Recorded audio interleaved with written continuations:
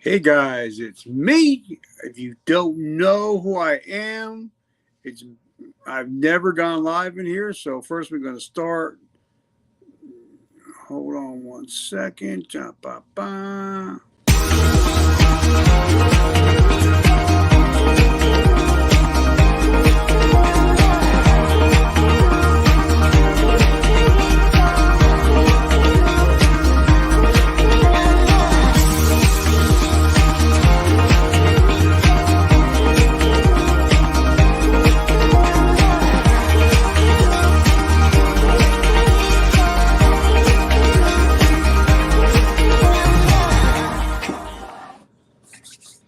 Hey guys, it's me. My name is Richard Kaufman, also known as the Comeback Coach. Guys, I'm just wanted to hop on here. Thank you, Adam. Thank you, my brother from another mother. Guys, I'm going to be hosting a show. I can't get my camera right. I'm not in my studio, so I apologize. Today's been crazy, New Year's and all that good crap. But guys, I just wanted to tell you a little bit about myself, who I am, what I got going on. We're going to be starting a new podcast here the first Tuesday of every month. Thinking about maybe doing 5 p.m. I think this is a pretty decent time. So, and what it's going to be about, it's going to be about how to overcome struggles mentally, physically, spiritually, financially, whatever you're struggling with, we're going to talk about it on this show. Sorry, guys, I was trying to get the camera right. So as you see, guys, my t-shirt says, "Today I decide." What does that mean? That means that today I woke up and I decided I'm going to be healthy mentally, physically, spiritually, financially, and I'm going to be here for you guys. So I just want to let you know a little about who I am, where I come from, what I do, and why I'm going to be doing what I'm going to be doing. My goal is to give hope. I'm going from dope dealer to hope dealer. And my goal is to make sure that you have a reason to live. You have a reason to be a mother, to be a father, to be a husband, be a wife, father. I want to make sure that you are in the best place possible. That when you wake up in the morning on a Wednesday after talking to me, you're going to be pumped up. You're going to be motivated. And I'm not just going to be giving you guys fluff. I'm going to be giving you stuff that you can actually use. So, guys, like I said, my name is Richard Kaufman. I am from the good old US of A. And I host a podcast called a Vertical Momentum Podcast. So I'm trying to see if I can pull it up here. I think I put it in there, but let me see. No banners. There we go. Maybe I did, but it's all good. I'm sharing this thing big time, brother. Thank you so much, guys. Like I said, my name is Richard Kaufman. I am the host of the Vertical Momentum Resiliency Podcast. I'm known as the Comeback Coach. I've worked with players from the MLB, that's Major League Baseball, National Football League, World Wrestling Entertainment, World Wrestling Federation. You've named them. I've worked with them, including from somebody across the pond when he was the heavyweight champion of the world, Mr. Lennox Lewis. I got to hang out with him for a couple fights. So, guys, and I am a suicide survivor. I attempted to take my life in 2012. But give you a little quick down and dirty who I am, and then I'm going to log off so you guys can enjoy the rest of your night. We have a very, very special guest coming up February 6th. It's going to be a Tuesday, the first Tuesday in February. She is going to knock your socks off. But guys, a little bit about me. I grew up here in New Jersey, which is right outside of Manhattan. And my mother left when I was 3 months old. My father left when I was 3 months old. My mother was an active addict. She's clean, celebrating over 30 years now. She's clean and sober. So I'm grateful for that. And I had a really rough childhood. I mean, I moved around 14 different places before I even hit junior high school. And so I was never in one place long enough, and I was in causing a lot of trouble. I had my first drink at 11, uh, full blown alcoholic by the age of 13, thrown out of my house. I lived on the streets for a while. And mostly, guys, if you know anything about me, I take 100% responsibility for anything that's ever happened to me. I blame no one, because if it wasn't for everything that happened to me, I wouldn't be the man standing in front of you today. But I got in trouble. I hit a teacher in the head with a desk. So at the age of 16, I got thrown out of high school, joined the military because I thought I was going to travel the world and blow shit up. I joined the military at the age of 17. I was joining the military because I thought it's either going to be the military or jail. I ended up doing both. I got locked up in jail, in the military a couple times. I was a bad boy. I did a lot of stupid shit. And if I curse, I apologize, but I am who I am, and you're going to get what you're going to get. Joined the military, traveled the world, from the age of 17 to 19. Traveled, partied all over the world. England, Germany, you name it, I partied there. Got in a lot of trouble, got locked up a bunch of times, became a drug addict in the military. And I got thrown out at the age of 19 for being a drug addict and alcoholic. Got home. Now, after being away for the last couple of years and partying all over the world, it was hard for me to just relax and get in bed at 10 o'clock like my parents wanted me to, because my mom and dad, they were hard workers. My dad would get up 5 o'clock every morning. He'd be at work by 6. He works 6 days a week, 2 jobs. So, and I was just a little punk. And so what happened was eventually he booted me out. So you start to see a little pattern here. Everything I do is wrong. I'm in trouble, and I get kicked out of everywhere that I go. So I was not a very nice guy. I'm not the guy you see before you today. What was your mindset like when I was on the streets? My mindset when I was on the streets was just to survive. I mean, there was times where I would actually wait for the bread man behind the grocery stores. And when they would come to unload their bread, I would steal a loaf of bread. There was many times where I would, even as an adult, when I got thrown out of the military, even the last time, which was right before I almost went to jail for 5 years, I was living in a crack house, and I was actually eating out of garbage cans. And I didn't know where my next meal was coming from. So I would go to grocery stores and steal all the dented cans because they would throw the cans away. And I didn't know what I was going to eat. So whenever I opened up the can, if it was beans, that's what I was eating. If it was whatever it was, that's what I was having for dinner that night. So for me, it was survival, and it didn't have to be. And that's why I tell everybody, I am who I am because today I decided not to be that guy anymore. But I also, like I said, I got a lot of trouble. I came home, got mixed up with some things. I got a girl pregnant, and she decided to have an abortion. And that really, really threw me for a loop.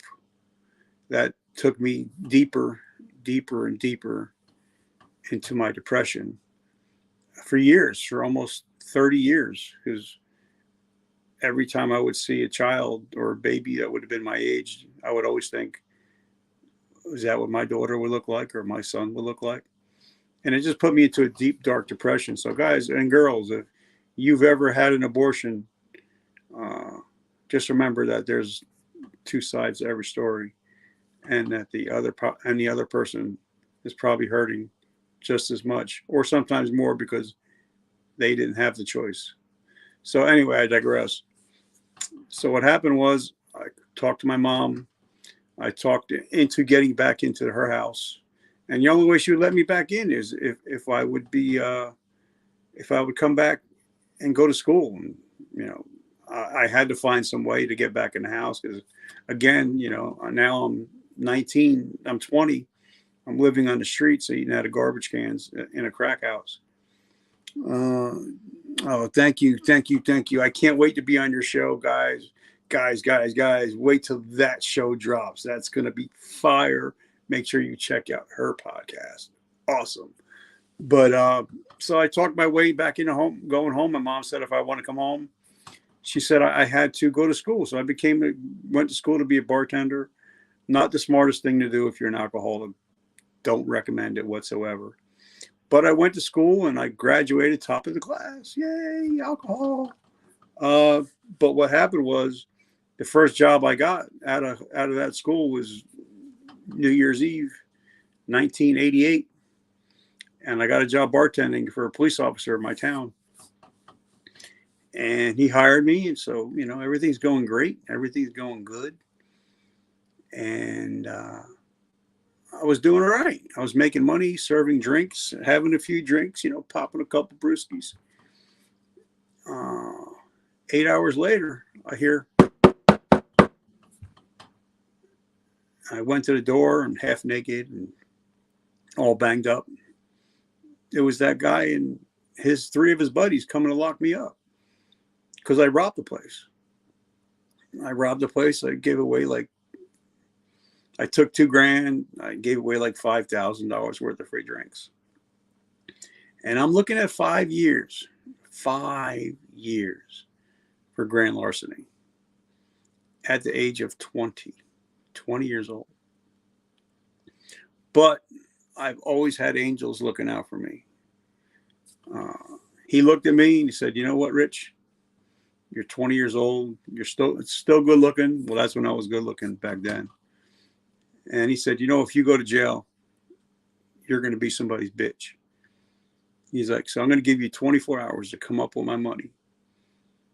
And then you have to go to 90 meetings of AA for 90 days. I begged, I borrowed. My aunt, my uncle, and my dad came up with the money. They lent it to me. Yes, I paid every single penny back. And instead of hitting 90 meetings in 90 days, I hit 300 meetings in a row. And I haven't had a drink since 1989. Today is actually my sobriety date. 35 years ago is the first day I've been without alcohol. It was January 2nd, 1989. But I was still an asshole. I was just an asshole that didn't drink. But as I was being locked up, my uncle, who was a Korean War veteran boxing champion, he said, "You know what, Rich?" He says, "I knew you didn't have what it took to be a real military man." And that ate at me, that bothered me for months, and almost a year, it bothered me. I couldn't sleep at night. I woke up sweating. It bothered me because I respected this man so much. So I decided to get back in the military, which, if you get thrown out of the military for being a drug addict, it's almost impossible to get back in. But again, I've always had angels looking out for me. So I got back in the military. But I was also, I'm still a kid from Jersey. I still got a big mouth, cursed a lot, had an attitude, got in trouble a lot. like I said, I wasn't drinking. I was just that asshole. You see that guy in the Jersey Shore? That was this guy. Just all mouth, no brains.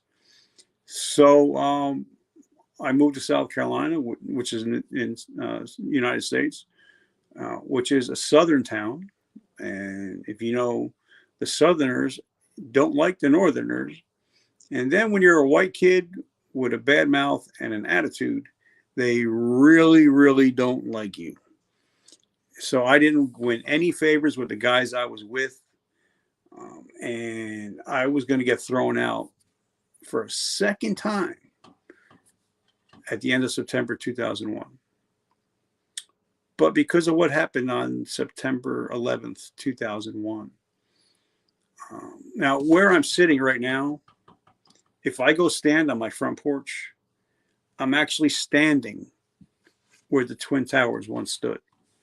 So I'm 10 minutes away from Manhattan. I can see the Twin Towers, or now it's the Freedom Tower, but I can see the Twin Towers. And we knew people that were in the buildings that day. And now picture this, guys. I'm getting thrown out of the military for a second time. And as this is happening, I'm watching it on the screen, big screen TV, because when it was going on, everything was live. There was no editing. It was 100% live. I mean, you can hear the bodies from people jumping off the buildings. You can see them. You can hear them hitting the ground. You can hear the bodies hitting the ground. And all my stuff is to the right of the TV because I'm being thrown out again. And here are these poor people at the Pentagon. They're pulling the bodies out of the Pentagon. And I literally broke down into my couch. Broke down crying like I've never cried before. And I said, Lord, give me one more chance. Help me help those that can't help themselves again. Now, I'm being thrown out of the military, so I got like a 1% chance to stay in. But I called my company commander. I had a meeting with my company commander and first sergeant, which I'm still friends with today. And I said, I need to talk to you guys. I said, I'm not, as of this morning, I am not the same person that I was yesterday. Would you say sitting in the couch, the trauma comes flooding back to you? Yeah, everything flooded back to me at that moment, sitting in that couch. Because up to that, for the 27 years prior, it was all about Richard. It was all about me. I mean, it was all about screwing people over, taking advantage of people, getting what I want. And these people, all they did was go to work. All they wanted to do was take care of their family. And they didn't come home. And, especially 393 first responders ran into those buildings while everybody else was running away. And that's why I even titled my book, A Hero's Journey, in honor of the 393 first responders that lost their lives on 9/11. Oh, thank you, brother. Thank you so much. But when I got to my company commander, I said, sir, I'm not that guy anymore. I'm not the old Richard. And he's looked at me. He looked in my eyes. He said, you know what? I could see it. He said, you're not the same man. So thank God they kept me. Within 3 years, I became Soldier of the Year. I became a non-commissioned officer. And then I moved back to New Jersey to get back with my bride, my beautiful bride, my best friend, my lover, my everything. We have 3 beautiful children now. And I joined the New Jersey National Guard. And my first annual training with New Jersey National Guard, I get hurt in a training accident. I'm backing up a Humvee, And instead of him hitting the brakes, he hit the gas, ran over the whole right side of my body, ran over my head, and I lost my vision. I lost 80% of my vision. And I lost myself. And after 23 years in the military, I didn't know who I was now, because they're about to medically discharge me, retire me. And the day that they did this was Labor Day 2012. And it was a day that they said, they took my driver's license, my military ID, and said, you know what? You're no longer Sergeant Kaufman. Oh, if I'm no longer Sergeant Kaufman, who am I? And it was the scariest moment I've ever had, because I created a persona. I created a avatar, but it wasn't me. I didn't know who I was. I was a father, I was a husband, I was a business owner, but who was I inside? And they say that you are who you are when you're alone. But I didn't know who that person was, because I was never alone. I never had quiet time. And that was the day that I attempted suicide. And my 6-month-old daughter saved my life. Because what happened was, they said, Sergeant Kaufman, you're no longer Sergeant Kaufman. So I felt like I don't have a career anymore. I have no money coming in. I'm 60% blind still at this time. I'm nowhere. If I'm not Sergeant Kaufman, I don't know who I am. I don't know who Richard is. And a lot of us, we put so much emphasis into what we do instead of who we are. So I called my wife. I said, I was supposed to meet her. It was Labor Day, so we were going to spend a weekend with the kids at the beach. I called her and I said, I'm on my way. And knowing at that moment, I would never hear my wife's voice again. I would never see my boys. I would never see my daughter again, because I knew I was about to take my own life. And what happened was, I got in my truck, and my plan was, now I have angels all around me. But like Mike Tyson says, everybody has a plan until you get punched in the mouth.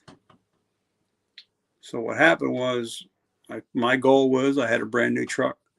I said, I'm going to get up to 80, 100 miles. I'm going to get up to 100 miles an hour, turn on the radio, put on cruise control, sit back. And my truck is just going to move slowly, slowly, slowly over until I hit something, hit a guardrail, and go to 100 miles an hour. If I hit concrete, it's over. It's a wrap. So I did. I got to 100 miles an hour. I put it on cruise control. Turn the radio up. Now, guys, I wasn't a country western fan. I'm a big rock and rap guy. But I turned on whatever was on the radio is what was on. And as I took my hands off the wheel, closed my eyes, and I could feel the truck moving. Slowly, I could feel it moving over. And I could feel the wheels starting to turn. So now, soon, it's going to be over. My life is going to be over. My wife and kids are going to be taken care of financially. And then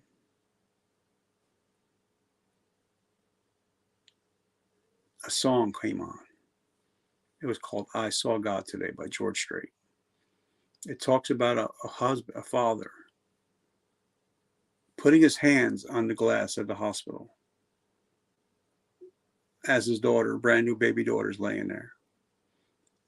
And the song says, I saw God today. And it hit me hard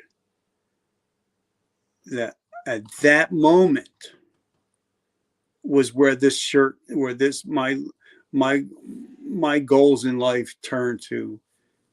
Today, I decide. At that moment, I decided I'd rather be a father. I'd rather be a husband. I'd rather be a friend, a business owner. I'd rather do all these things than become a statistic. So I pulled over, I called my wife, told her what happened. And she wasn't happy, obviously. What I said, honey, I need help.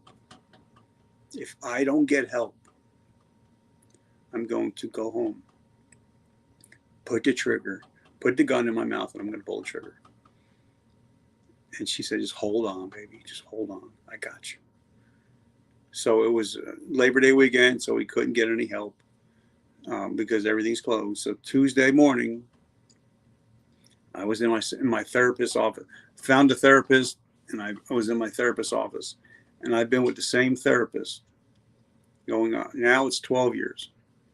So, guys, I'm not ashamed to say that I am a mental health warrior. I believe in getting help. I believe in therapy. But what happened was, there's so many things that happen in my life. People say too much shit's happened in my life that I shouldn't even be here. But so, again, I had no clue what to do. I didn't know what to do anymore. And then I got hurt again and lost my vision again. And this was 5 years ago. I lost 80% of my vision again. And I'm sitting in a chair. Now, the day before, I'm working at GNC. I was bodybuilding. I was fitness. I mean, I was in shape. I was running $1 million company. The next day, I'm 80% blind. I can only see shadows. My wife literally had to take me to the bathroom. I couldn't go to the bathroom myself. I couldn't do any of these things. I couldn't do anything a normal person can do. So you talk about being humbled. God humbled me on that day. And I sat in a chair for 18 months, getting fat, dumb, unhappy, going to doctor's appointments, and sitting in darkness for 18 months. Then one day, friends, I call my amigos, Daniel Curry, Tammy Moses, Kurt Balish, said, hey, you're the comeback coach. It's time for you to come back. But I didn't know how to come back. How do you come back from blindness? How do you come back when you can't drive? How do you come back when you can't work? How do you come back? And I didn't know how to come back. And then my idea says, you know what? You started a podcast years ago, just reviewing different products. Like I would review products like this, like C4 energy drinks and stuff like that. And I would be like, hey, you know, it tastes good, doesn't taste good, works right, doesn't work right. And I said, you know what? Let me reboot the podcast, but with a spin this time. I'm going to interview people that have had it worse than me, but now they are living better than me. So the first person I interviewed had no arms, no legs, and they were skiing in Aspen with their family. I was interviewing him while he's sitting in a jacuzzi while his wife held the microphone. And he was telling me how he's living his best life ever. At that moment is when I decided, you know what? The Vertical Momentum Resiliency Podcast is going to change the world. So guys, now We are a top 0.5% podcast, globally ranked, over 1 million downloads. We've had many different people on, a lot of people you'd recognize, especially if you're in a self-improvement space. People from the writers of Rich Dad, Poor Dad, people, they wrote the movie Jerry Maguire about them, athletes, doctors, therapists, you name it, I've had them on the show, and we're just getting started. And I got 6 interviews tomorrow. And so that's what I do right now. I got about 50% of my vision back. So I'm blessed. I'm grateful that I have that vision back. But my goal now is with the Mental Health Warriors, and I'm so glad that Adam invited me to be a part of this group. I'm humbled beyond anything. I think it's amazing that sometimes when you feel like you don't make a difference, somebody like Adam will say, hey, bro, you're changing lives. I'd love you to join our group. So, guys, this show, starting February 6th on a Tuesday, this show is for you. This show is all about you. What I'm going to do is I'm going to have just like this, but I'm going to be having guests. I think we already have an amazing guest lined up. Can't tell you about it yet, but I will. You're going to be able to ask us questions. And I'm going to be able to, if you're struggling with something, whether it be financially, physically, spiritually, emotionally, we're going to be able to help you.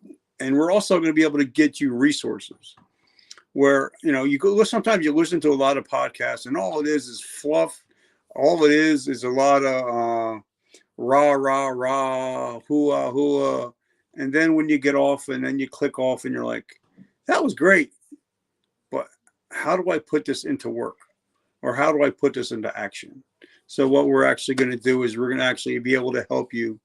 Whatever you guys need, you pick the subjects.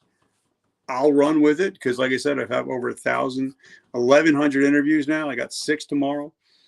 But I also, I want to let you guys know, I'm not a professional whatsoever.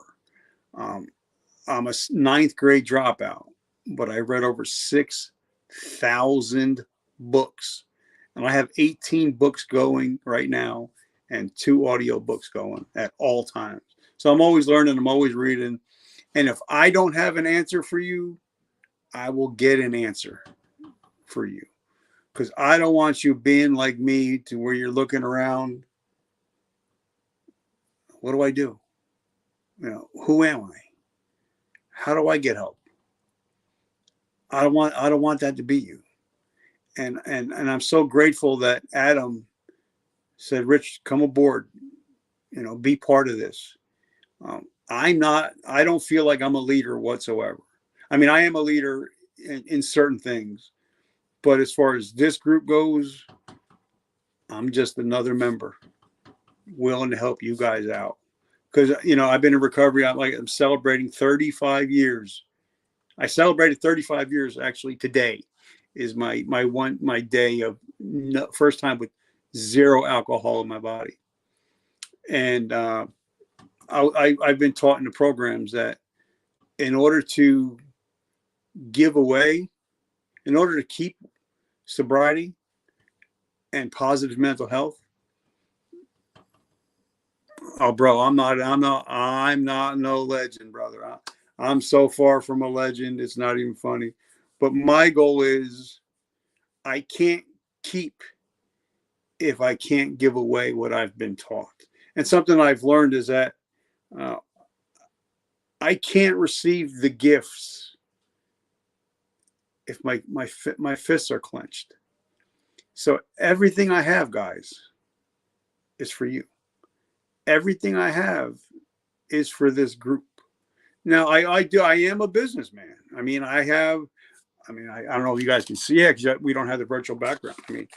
I have my own coffee. It's called Vertical Momentum Coffee. I have my own T-shirts.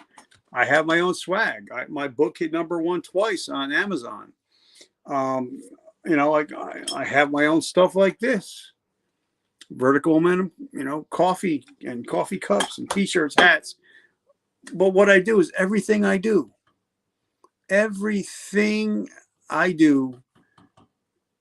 is to make this world a better place. Because one thing, when I had lunch and talked to one of my mentors, Mr. Gary Vaynerchuk, he told me, he said, Rich, your legacy will always be more valuable than your currency. So guys, you guys are my legacy. My children are my legacy. If I can just make it so one of you, just one, can say, if that guy did it, I can do it, then my whole life, my whole purpose has come to fruition. So guys, I just wanted to come on today, just tell you a little bit about how the show is going to run. It's going to be very free flow. I can't even talk now. It's going to be very free flowing. Yeah, and I don't even drink. Think about that. It's going to be very free flowing. You guys can ask whatever questions you want. There's no shame in my game. You can talk to me anything if you want to talk about marriage, relationships, sex, fitness, supplements, whatever you want to talk about. This show is about you. It's not about me. My name's going to be on it, but it's not about me. And what I'm going to also offer, if anybody's watching this, and I hopefully Adam and Miss Liz is going to hit the replay and reshare this out. If somebody messages me, either on Facebook Messenger, I'm on 24 different platforms. So if you message me on any of the platforms and say, Rich, I want a free copy of your book, I'll send you a free copy of my book from me to you. And the last two chapters of the book because maybe you might want to share this with your friends and your kids. The last two chapters are, what does addiction look like? It's not what you think it looks like. Number two is, what does depression looks like? It's not what you think it looks like. So it's also a teaching book. So if you want a free copy of my book, you can either go to verticalmomentumpodcast.com to buy it, or you can reach out to me on any platform and just direct message me, and I'll send it right through your email. So guys, I want to thank you for welcoming me to your home, the Mental Health Warriors. Thank you for letting me be a part of it. Bring podcast to where it needs to be. I have faith in you. Thank you so much, and I can't wait to be on your show. So guys, like I said, if you reach out to me on any platform, I'm on Facebook, Instagram, Twitter, LinkedIn, Pinterest, Tumblr, Flickr, TikTok. There's like so many of them. I can't even remember them all. So as long as you go to Richard Kaufman or Vertical Momentum, reach out to me. I'll send you the book for free. No cost, nothing else. Just as a thank you for letting me be part of this group. I'm gonna go have dinner with my bride and my beautiful children. So guys, I just want to remember, I don't have any of my stuff up, but just remember, vertical momentum. The only way to go is but up. And the way that the way I end every podcast episode is, I'm a big Joel Osteen guy. I love Joel Osteen. And I don't care if you like him or not. It doesn't matter to me. But he says, today, I decide whether I'm going to be a victor or a victim. And if you hang out with me and you are a part of my tribe, you are going to be a victor and no longer a victim. I love you guys. Adam, love you. Liz, love you. You guys have an amazing week, and I love you. God bless you.